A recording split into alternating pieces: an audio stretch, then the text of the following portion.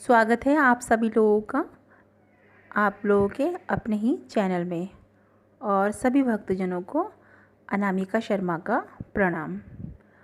हम आज निर्जला एकादशी के व्रत के विषय में जानेंगे। एकादशी प्रारंभ तिथि का समय है 12:56 से प्रारंभ हो रहा है और एकादशी समाप्ति तिथि है 2 जून 2020 को 12 बजे।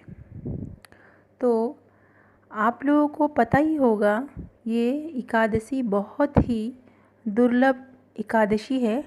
अगर आप लोगों ने पूरे वर्ष भर में कभी भी एकादशी का व्रत नहीं किया, उस एकादशी के व्रत का फल आपको संपूर्ण साल में किया गया एकादशी के व्रत के बराबर मिल सकता है, सिर्फ एक निर्जला एकादशी के व्रत करने मात्र से।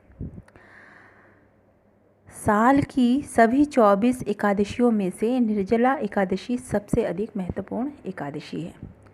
इस व्रत को करने के लिए बिना पानी के व्रत को करना थोड़ा मुश्किल ज़रूर होता है, पर प्रभु की कृपा अगर आप पे बरसेगी तो आपके जीवन का उद्धार हो जाएगा।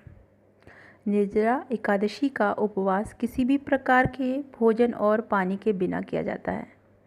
ये तो आप लोगों को समझ में आ ही गया होगा। उपवास के कठोर नियमों के कारण सभी एकादशी व्रतों में निर्जला जो एकादशी व्रत है यह थोड़ा कठिन ज़रूर होता है, पर श्रद्धालुओं और भक्तजनों पर प्रभु की असीम अनुकंपा बरसती है।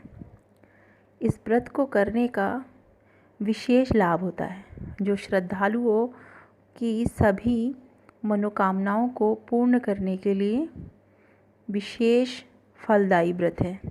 इन्हें केवल निर्जला एकादशी उपवास करने से दूसरी सभी एकादशियों का फल मिलता है तथा जीवन का संपूर्ण सार संपन्न हो जाता है।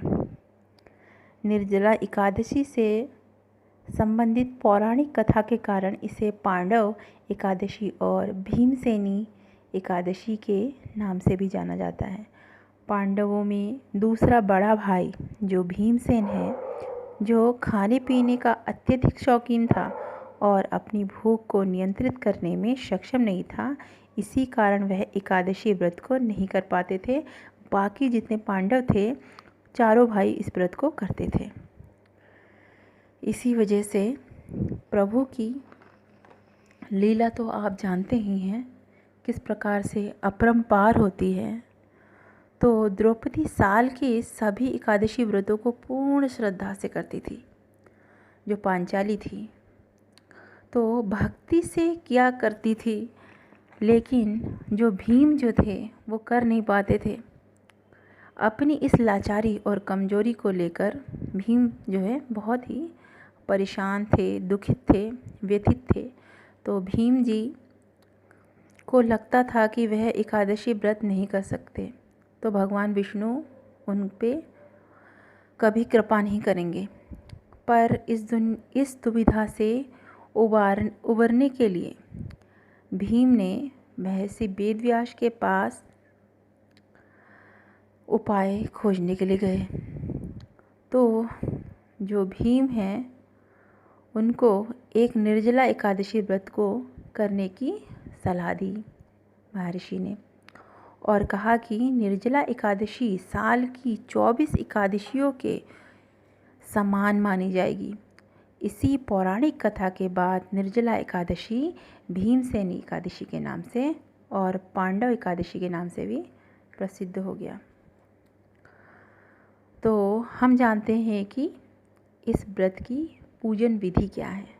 सबसे पहले आप लोगों को इस व्रत को संकल्प लेने के लिए ब्रह्म मुहूर्त में उठना अनिवार्य है। आप लोगों को यह जानकारी होगी कि 4 बजे से लेके लगभग 7 बजे तक उसके बीच में आप लोगों को उठ जाना चाहिए, लेकिन विशेष फल आपको 5 से 6 बजे के बीच में तो उठ ही जाना चाहिए। उसके बाद उठने के बाद व्रत के लिए स्नान आदि नित्य कर्म दैनिक जो कार्य होते हैं वो संपन्न करने के बाद भगवान विष्णु के व्रत का संकल्प करना चाहिए। इसके लिए आपको हाथ में थोड़ा सा गंगा जल लेना चाहिए और प्रभु के सामने बैठ के संकल्प करें कि हे प्रभु, आज से हम आपका यह व्रत कर रहे हैं और इस व्रत को करने की आप हमें शक्ति प्रदान करें, तभी आप इस व्रत को कर पाएंगे। क्योंकि थोड़ा कठिन व्रत होता है और प्रभु के बिना कृपा के हम कोई भी व्रत कर नहीं सकते। ये हमारे मनुष्यों के वश में नहीं है। तो भगवान विष्णु को पीला रंग अत्यंत प्रिय है, इसीलिए हमें पीले रंग का अधिक से अधिक प्रयोग करना चाहिए। पीले वस्त्रों का हमें प्रभु के सामने भोग लगाना चाहिए। पीला पुष्प अर्पित कर सकते हैं आप लोग। स्वयं भी पीला वस्त्र ही धारण करें और प्रभु का पूर्ण विधि विधान से पूजन करें और भोग लगाए, दीप जलाए तथा अंतिम समय में इसको व्रत को कंप्लीट करने के बाद अंत में आरती अवश्य करें। आरती के बिना प्रभु की पूर्ण पूजा संपन्न नहीं होती। आप इस व्रत के दौरान ओम नमः भगवते वासुदेवाय मंत्र का जाप करें। इससे प्रभु की असीम कृपा आप लोगों पे बरसेगी। इसके लिए आप अगर चाहें तो तुलसी की माला का भी प्रयोग कर सकते हैं, या फिर आप प्रभु के सामने बैठ के इस मंत्र का पूर्ण ध्यान से जाप कर सकते हैं। किसी गौशाला में धन का या फिर